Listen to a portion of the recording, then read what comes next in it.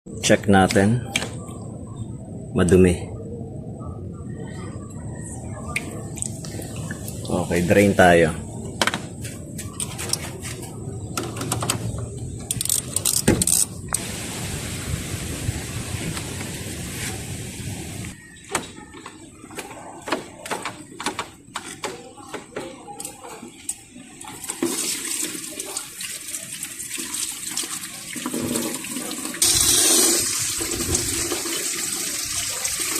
Continuous running lang.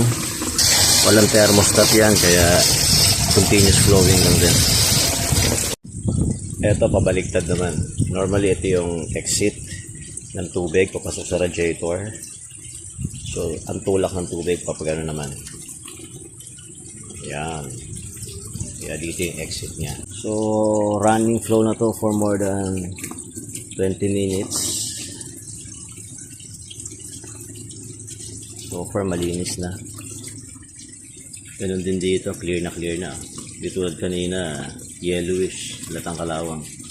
So, balik na natin.